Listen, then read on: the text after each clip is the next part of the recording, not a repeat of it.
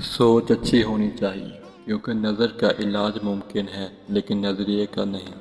آپ کبھی بھی لوگوں کی سوچ کو اپنے بارے میں تبدیل نہیں کر سکتے، اس لیے لوگوں کی پرواہ کیے بغیر اپنی زندگی اس طریقے سے بسر کیجیے جو آپ کو خوشی دے۔ اچھے لوگوں کو ٹھوکر مارو گے تو وہ ٹوٹیں گے نہیں، لیکن پھسل کر تمہاری زندگی اور پہنچ سے بہت دور چلے جائیں گے۔ کم کھانا میں صحت ہے، کم بولنے میں سمجھداری ہے اور کم سونا عبادت ہے۔ کہ میں کسی ایسے شخص کا ہونا ضروری ہے جس کو کچھ بھی بتانے کے لیے لفظوں کی ضرورت نہ پڑے۔ موضوع کو اخلاقی طور پر سنوارنے میں اتنا وقت صرف کرو کہ تمہیں دوسروں پر تنقید کرنے کی فرصت نہ ملے۔ سمجھدار وہ نہیں جو زیادہ پڑھا لکھا ہو، بلکہ اصل سمجھدار وہ ہے جسے یہ ہنر آتا ہو کہ کس سے کہاں پر اور کن الفاظ اور کس لہجے میں بات کرنی ہے۔ کسی سے اتنی توقعات وابستہ مت کیجیے کہ توقعات ٹوٹیں تو آپ خود بھی ساتھ ٹوٹ جائیں۔ آج کا انسان صرف دولت کو خوش نصیبی سمجھتا ہے اور یہی اس کی بد نصیبی کا ثبوت ہے۔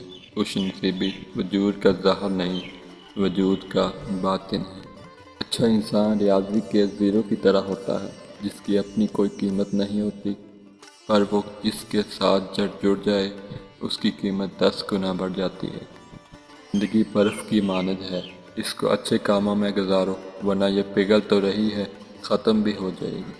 لوگ اچھا پڑھنے اور اچھا لکھنے والے کو قابل انسان سمجھتے ہیں، جبکہ حقیقت میں قابل وہ ہے جو اچھا سوچے اور اچھا بولے۔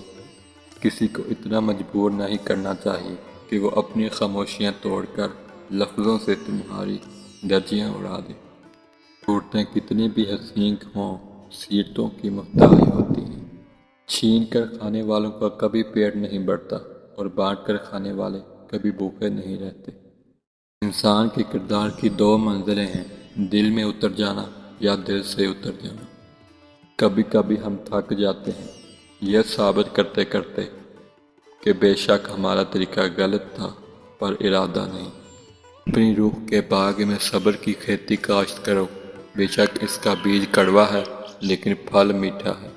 پورے علم سے بے علم رہنا بہتر ہے۔ کسی مضبوط پہاڑ کا اتنا بوجھ نہیں ہوتا جتنا بے قصور پر تہمت لگانے کا بوجھ ہوتا ہے۔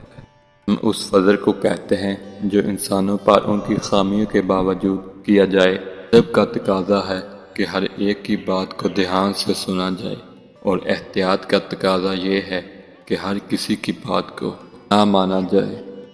دوسروں کی زندگی میں آگ لگانے سے بہتر ہے اپنی زندگی پر توجہ دیں۔